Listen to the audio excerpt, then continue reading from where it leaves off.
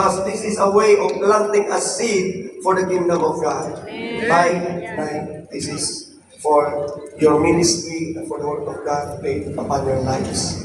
In Jesus' name. Thank you. I receive this and I declare that this will turn into multiplication, not just finances, but even souls added into the kingdom of God. I pray that you will bless Pastor Brian, Lord, as he share the word of God today. I pray for the anointing upon his life, Lord. Take double portion of God in Jesus' name. Amen. Amen. Thank you very much. Okay, our topic for this moment is about overcoming crisis. It seems that our subject is not much very related to disciple making, but actually it's still a connection to disciple making. Because if perhaps there is no crisis today, daghan pa man siguro mas makaanhi karong adlaw, apan daghay wala makaanhi tungod sa reason nga Adonai. And so most people are reasoning that they cannot join the conference today because of the crisis. But thank God you are here today. Amen. With or without crisis, we are present. Amen? Okay, now, let's look at this wonderful verse. This is one of my favorite verse. In the book of Psalms chapter 37, verse 25. Mo ni siya verse mga igsoon para sa mga puting ng buhok. Mo ni versikulo para sa mga wala na buhok. Para sa mga bitawat o mga wapo. No? At di na nato palihos ng Lord ng wapo na pananawana. But this is the verse for us. No? Sa mga senior citizen, it says here, I have been young and now I'm old, yet I have not seen the righteous forsaken or his children baking bread. I want you all to read that text, please, all together. Ready, start. I have been young, and now I am old, yet I have not seen righteous forsaken, or his children begging for bread. Amen. This is a testimony of King David. He testified that through his life, the Lord did not forsake him in any way. He had been in so many crises, physical, emotional, financial, and every kind of crisis he encountered in his life. And yet, he was able to overcome it all. And the good news was that he also observed that his children were not forsaken by God. And I do believe each one of us serving the Lord, our children are blessed because we are serving Jesus. You know why the children of Pastor Joel is so blessed? Because he is serving the Lord Jesus. And I pray that my children will continually be blessed, not only to my generation, but the second generation, third generation, fourth generation, and the generations to come will be blessed. In spite of all the crises happening in this world, because we know our God will never leave us. He will never forsake us. Amen? Hallelujah. The word crisis means an unstable, dangerous, or pivotal situation that poses a significant threat to individuals, organizations, or society, often requiring immediate action.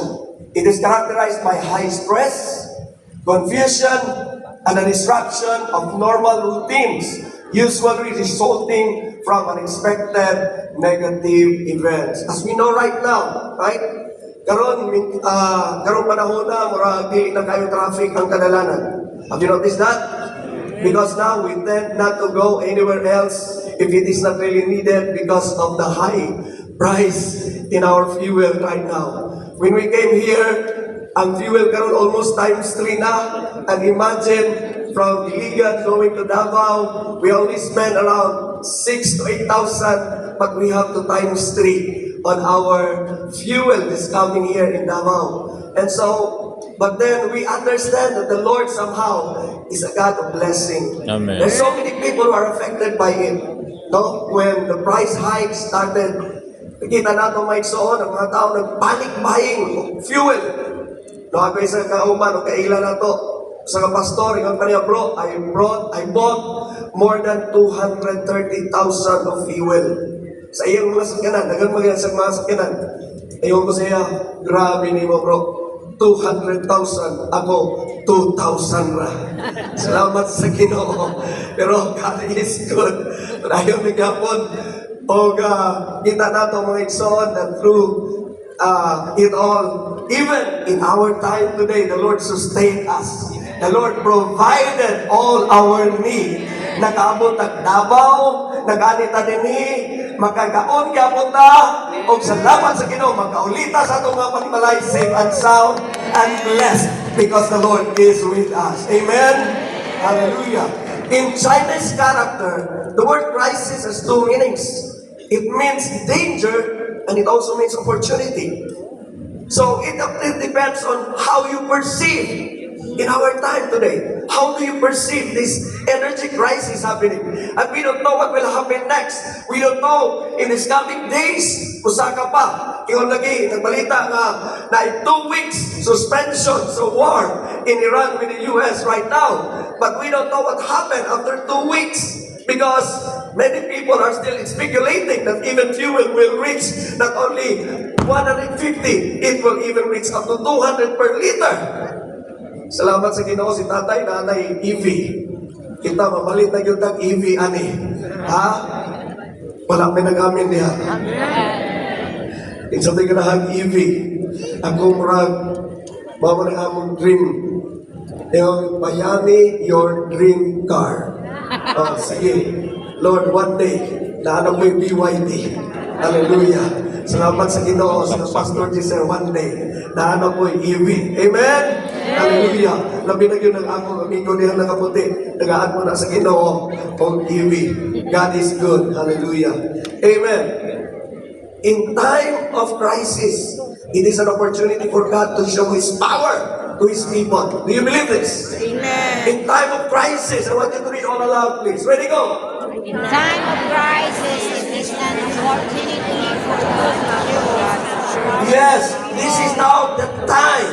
This is now the opportunity to show to us how powerful our God is.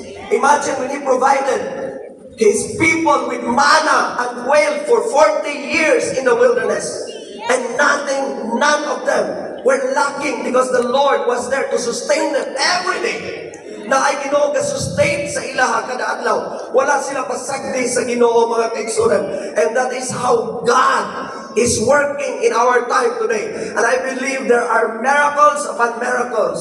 As Pastor Joel was praying for miracles for us this morning, I do believe miracles of finances are coming to you in the name of Jesus. Miracles of finances will come to your bank account in the name of Jesus. Miracles of finances are coming to your ATMs in the name of Jesus. I decree and declare that miracles of finances will come into our churches in the name of Jesus.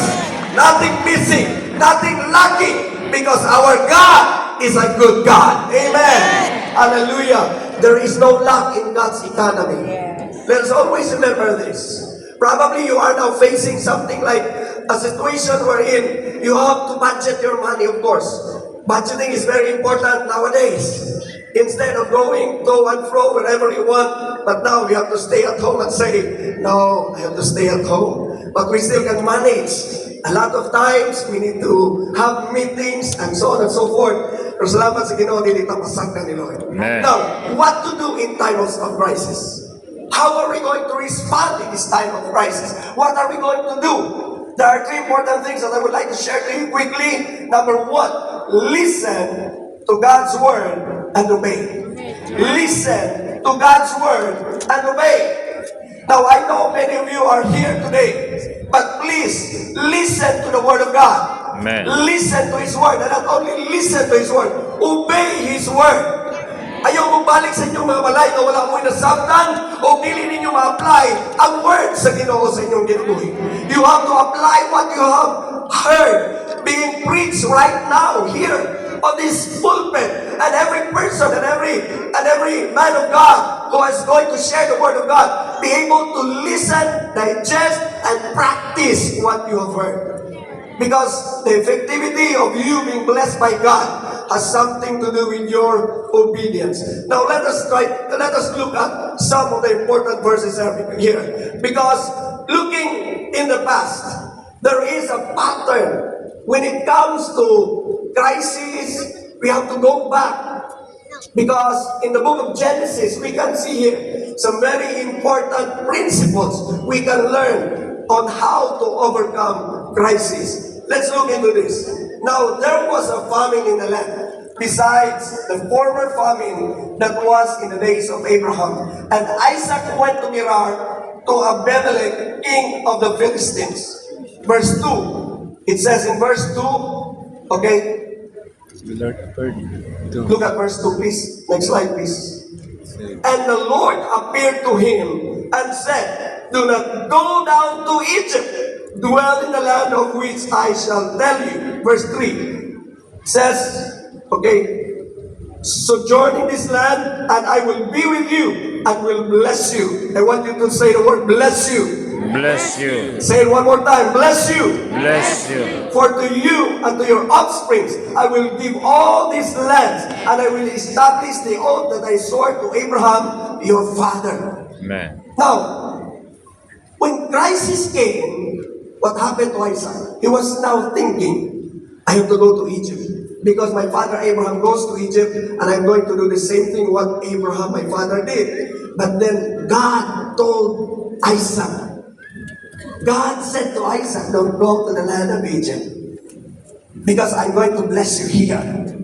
I'm going to bless you where you are now. Sojourn in this land. Stay in this land. You know what happened to so many people when they are in so much trouble and problem? Doon na ko rin tulog ka problema ang tao, labi na mga Pilipino, na yung three main problems of Filipinos nowadays. Number 1, money. Number 2, pera. Number 3, kwarta. Mao yun ang problema.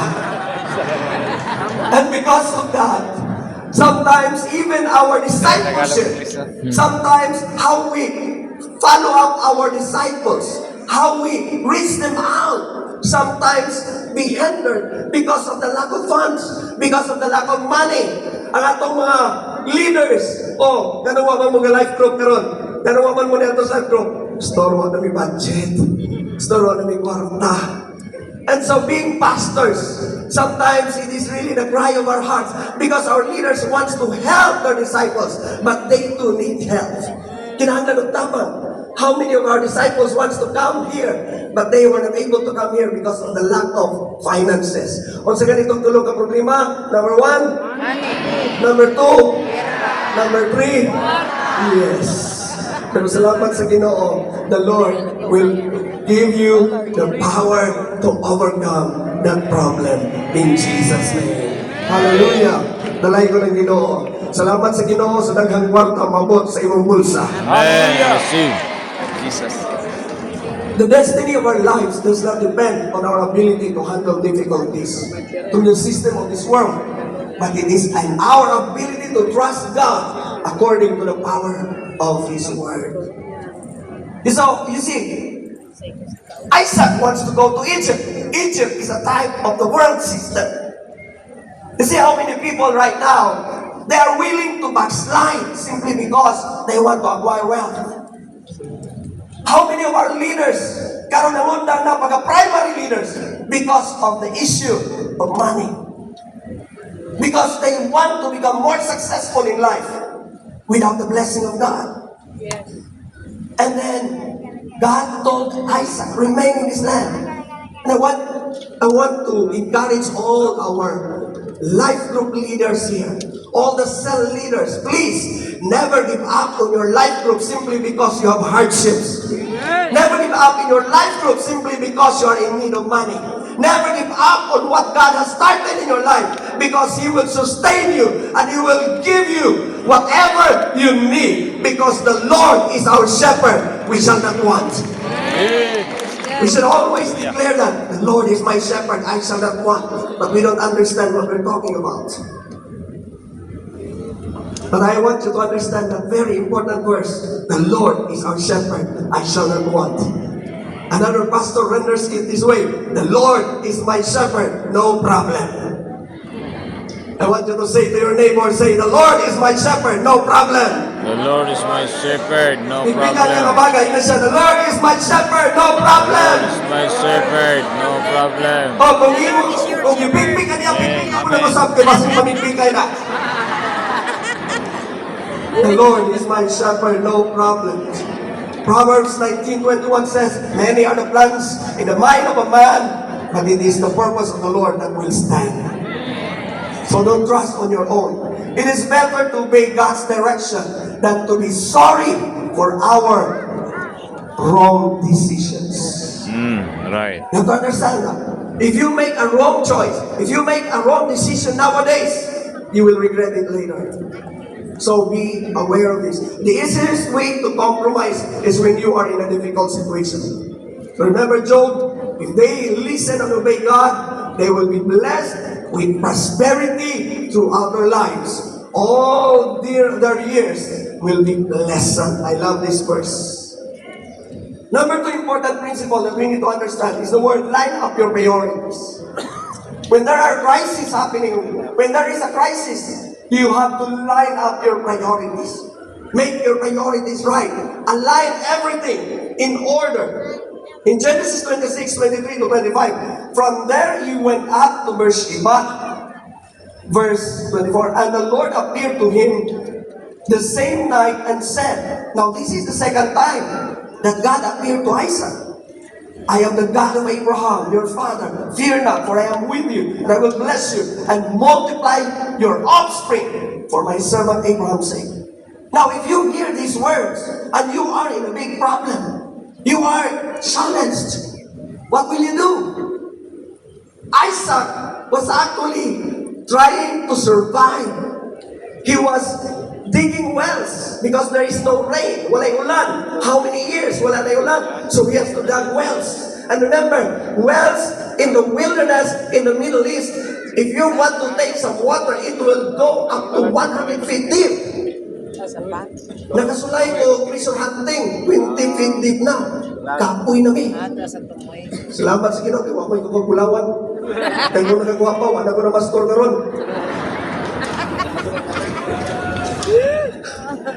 But you have to dig around 100 feet deep in order to get the water. In the Middle East, what if kung nagkalot ka, ang bibis tubig ang imo magalot instead of water, matingala ka, black liquid ang igawas.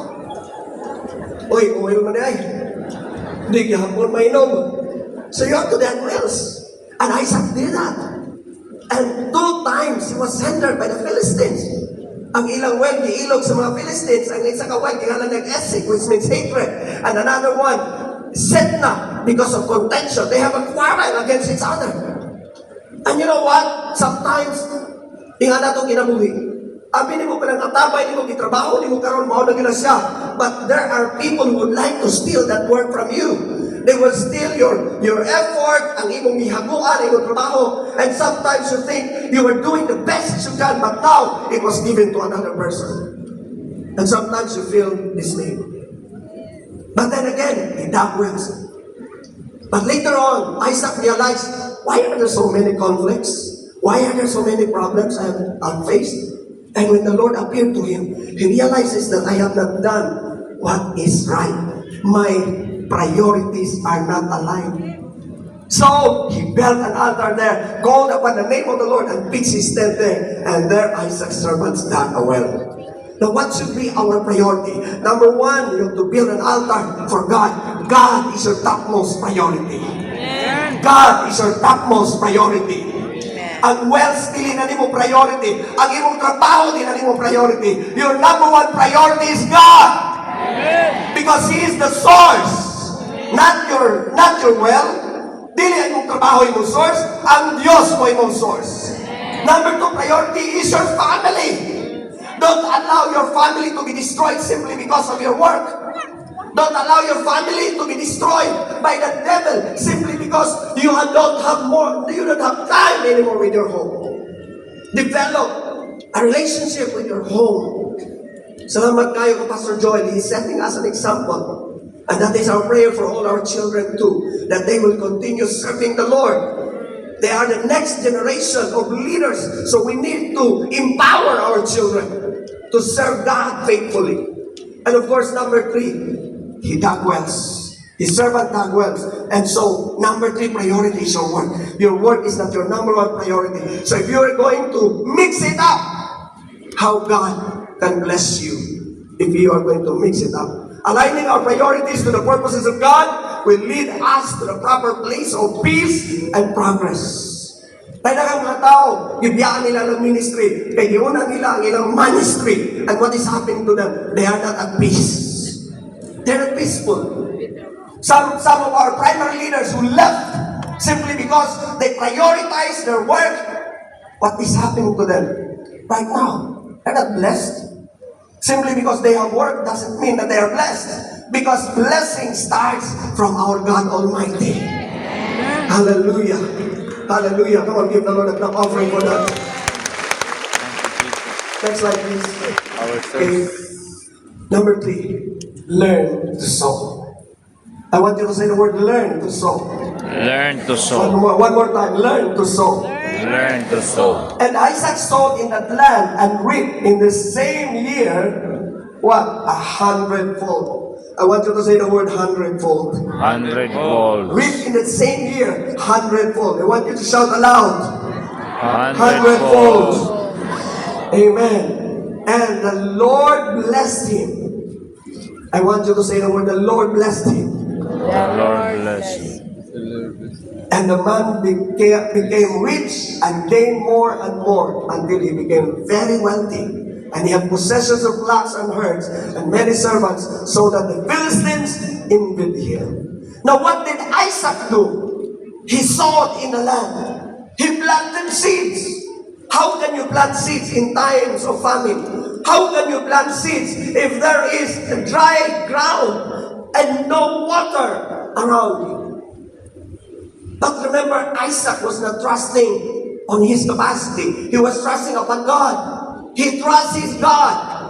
And so while he was working, he put his trust in God. And he keeps on planting. He keeps on planting. He keeps on planting.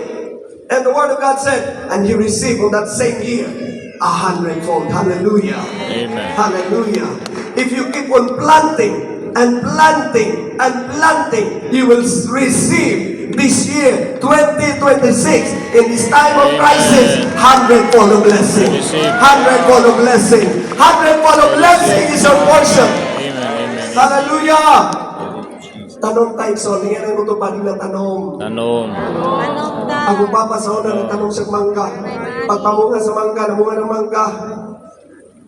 Dagko ng bunga, ningon na yung sasako. Dong, ganahan ka, magkaon na ng bunga. Yung ko upa. Paglabang siya tubag, wala siya mingon, sige daw, kat-kat mo ang mangga. Ningon siya, pagtanong. He was teaching me a principle. Because it's easy to harvest something that you are not planting about. Kung dili ikaw katanong, sa'yo na kayo manguha, di ba? Maglabay ka kung sa kapalayan. Kalindog sa kapayas, oy. Ha? Umubo na magyong kayo. Huwag mo na kita. Ako na ni. Ha? Di ka mag-harvest kung dili mo ha. Kasi tawa ka na. Tawa ka mo na yung malo. So, you can see and notice here, Isaac sowed in the land. He planted seeds. And I do believe it is time for us to plant more seed this year than ever before. Amen. Kumusta ang imong planting? Kumusta ang imong planting? Kumusta ang imong pagtanong? Niyan mo tupadin na siya. Kumusta ang imong pagtanong? Kumusta ang pagtanom? Sowing in a difficult situation is a test of faith and an opportunity to see the miracle working power of God operates. You see, when there is a dire need,